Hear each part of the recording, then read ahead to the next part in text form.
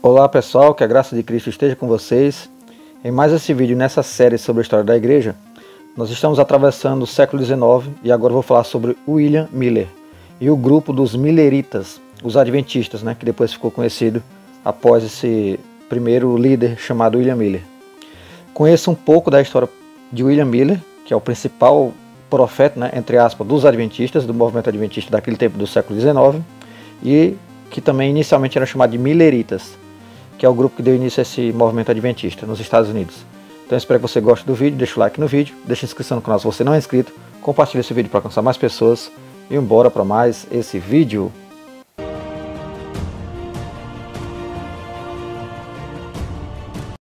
Então vamos conhecer sobre William Miller, o líder dos Milleritas adventistas. Foi durante o renascimento religioso que varreu a fronteira americana no início do século XIX que William Miller, 1782 a 1849, cujas especulações lançaram o movimento adventista, começou a pregar. Miller, enquanto oficial do exército dos Estados Unidos na guerra de 1812, tornou-se um cético. Convertido à fé batista durante a década de 1820, começou a estudar a Bíblia, especialmente os livros proféticos de Daniel e o Apocalipse de João, principalmente com base na sua interpretação de Daniel 8,14, que falava de 2.300 tardes e manhãs, que é 2.300 dias. Ele concluiu que Cristo retornaria por volta de 1843.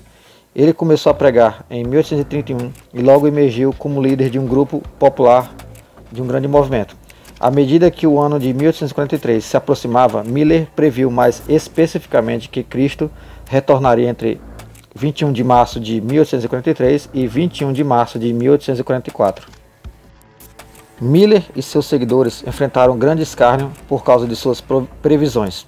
Embora as expectativas tenham aumentado quando um cometa apareceu repentinamente no céu noturno em março de 1843, eles sentiram o peso da decepção quando a prevista segunda vinda não ocorreu em março de 1844. Esse episódio ficou conhecido como a Grande Decepção, a Grande Ilusão. Depois que Miller confessou seu erro e deixou o movimento, seu seguidor Samuel Snow sugeriu uma nova data, 22 de outubro de 1844. O fracasso de Cristo em retornar naquela época tem sido, desde então, conhecido nos círculos adventistas como a grande decepção, como eu falei. No ano seguinte, aqueles que ainda acreditavam na mensagem profética de Miller convocaram a conferência mútua dos adventistas para resolver os problemas. Então, mesmo não acontecendo o evento da vinda de Cristo, segundo a data que eles fizeram, eles continuaram a se organizar como grupo, e é aí que nasce, de fato, o movimento adventista. Eles não largaram essa ideia da cabeça. O corpo principal formou uma irmandade pouco unida, os adventistas evangélicos, que se tornou a base de todas as igrejas adventistas modernas. Então, o movimento adventista é uma coisa, e dentro desse movimento surgiram várias instituições, várias denominações. Os Milleritas, entre eles Ellen White, é uma pessoa que mais à frente vou falar, a grande líder dos Adventistas do sétimo dia, um grande grupo dentro dos Adventistas. Entre aqueles que continuaram a aceitar a profecia de Miller estavam Joseph Bates, Tiago White e a esposa de White, Ellen Herman White. Eles acreditavam que Miller havia definido a data certa, mas interpretou os eventos incorretamente. Da leitura de Daniel, capítulos 8 e 9, eles concluíram que Deus havia começado a, entre aspas, purificação do santuário celestial, fecha aspas. Isto é, um julgamento investigativo, uma ação invisível ao olho humano, que seria então seguido pelo pronunciamento e execução da sentença de julgamento, um evento futuro visível. Ou seja, aquela data que Miller marcou não era da volta de Cristo, era do juízo investigativo, que Cristo ia entrar no Santo do Santo e ia começar a investigar quem ia ser salvo e quem não ia, quem estava salvo ou não. Segundo essa doutrina particular do movimento adventista, claro, isso não tem base bíblica e só eles creem nisso. Em 1844, na opinião deles, Deus havia começado um exame de todos os nomes do livro da vida, e somente depois que isso fosse concluído, Cristo apareceria e começaria seu reinado milenar. Abstiveram-se de estabelecer uma nova data para esse aparecimento visível, mas insistiram que o advento de Cristo era iminente. Eles também passaram a acreditar que o culto no sétimo dia, sábado, era adequado para os cristãos. A prática do culto aos sábados deu à denominação, estabelecida em 1863, um novo nome, a Igreja Adventista do Sétimo Dia. Os adventistas do sétimo dia também acreditavam que Ellen White tinha um dom de profecia, e suas palestras e escritos moldaram as crenças e práticas posteriores da igreja. Por isso que esse grupo adventista, e principalmente essa denominação, é considerada como uma igreja sectária, como uma seita dentro do cristianismo. Outras entidades adventistas surgiram no século XIX, algumas como a Igreja Cristã do Advento e a União Vida e Advento, que se fundiram na Advent Christian Church em 1964, rejeitou tanto os status proféticos de Ellen White quanto a adoração ao sétimo dia. Então nem toda denominação dentro do movimento adventista consideravam e reconheciam tanto Ellen White como seus escritos, só a Igreja Adventista do sétimo dia. Outro grupo, a Associação Internacional de Estudantes da Bíblia, inspirada nos ensinamentos de Miller e adventistas, foi fundada pelo pregador Charles Taze Russell em 1872, mudando seu nome para Testemunhas de Jeová na década de 1930. Tornou-se o segundo grupo bem-sucedido a emergir do movimento millerita original. Então, o Testemunho de Jeová é um outro braço dentro do adventismo que já vem com algumas diferenciações em relação aos adventistas, mas saíram do mesmo grupo do movimento adventista. Outra igreja sabatista, a Igreja Mundial de Deus, surgiu na década de 1930, no seu auge na década de 1980. Reivindicou mais de 100 mil membros. Durante a década de 1990, a Igreja Mundial de Deus envolveu-se num processo de reavaliação doutrinária que a levou a renunciar às crenças que herdou do adventismo e a juntar-se ao movimento evangélico mais amplo. A crença na observância do sábado trouxe consigo uma nova apreciação da Bíblia hebraica, o Antigo Testamento. Os adventistas do sétimo dia aceitaram as regulamentações dietéticas, que é a dieta, do Antigo Testamento, a partir das quais se desenvolveu a ênfase atual na saúde. Em 1900, dois membros da igreja, John Harvey Kellogg e seu irmão W.K. Kellogg, fundou a Sanitas Food Company, mais tarde chamada de Kellogg Company, para comercializar um cereal matinal saudável que era servido em um sanatório da igreja administrada por John Harvey Kellogg. Os muitos pacientes proeminentes do sanatório, incluíam C.W. Posse, mais tarde fundador da Poston Cereal Company. A ênfase da igreja na vida saudável e na medicina preventiva foi aumentada pela fundação, em 1908, de uma rede de instituições medicinais notáveis.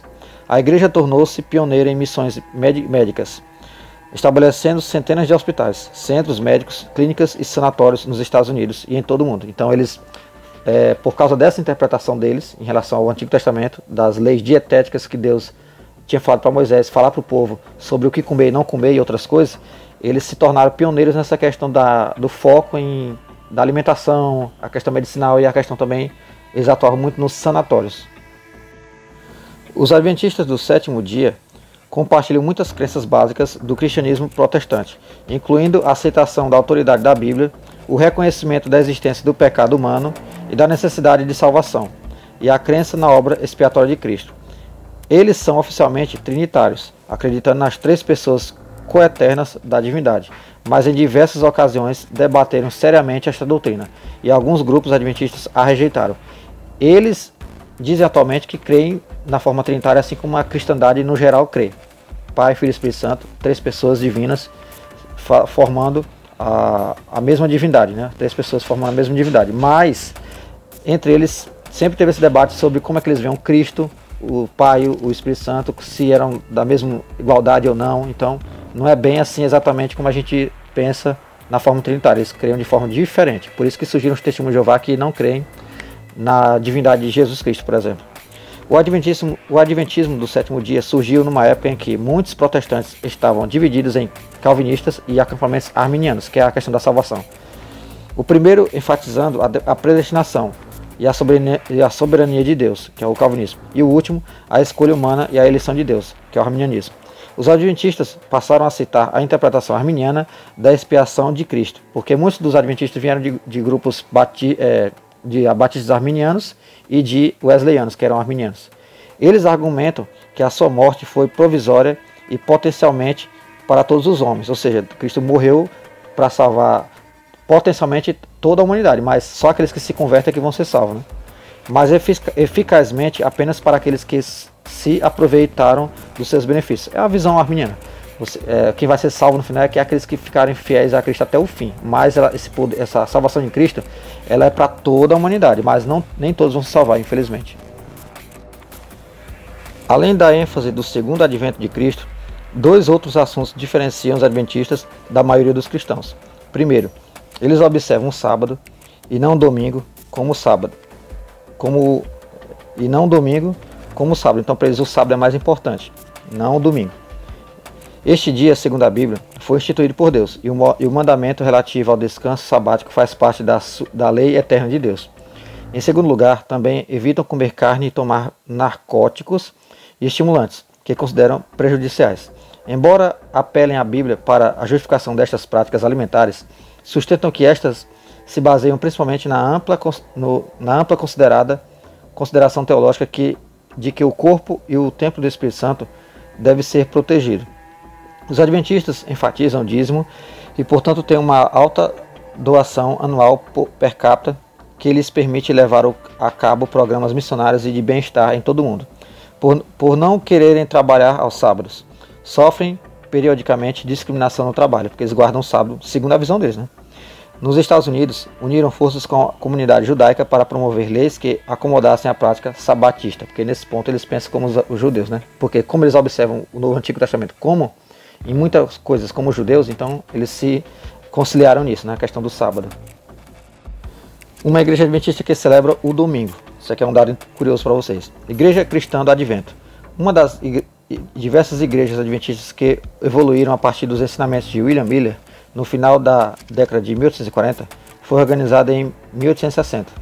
A ênfase doutrinária é colocada na antecipada segunda vinda de Cristo e no juízo final, após a qual os ímpios serão destruídos e os escolhidos serão ressuscitados para viverem num paraíso restaurado na terra. A igreja é congregacional e, ao contrário dos adventistas do sétimo dia, realiza culto aos domingos. Em 1964, a antiga união Vida e Advento fundiu-se com a igreja cristã adventista. Então, isso aqui é um exemplo de igreja dentro do movimento adventista que não segue tudo exatamente igual como a igreja adventista do sétimo dia, por exemplo. Então aí, pessoal, aqui é a fonte das informações desse vídeo. Você pode conferir em outros artigos escritos sobre o movimento adventista e sobre William Miller. Espero que você tenha gostado do vídeo. Deixa o like no vídeo, deixa a inscrição no canal se você não é inscrito, compartilhe esse vídeo para alcançar mais pessoas. Deixe seu comentário também para eu saber o que você está achando do vídeo dessa série sobre a história da igreja. E não se esqueça, somos um em Cristo e fica com Deus.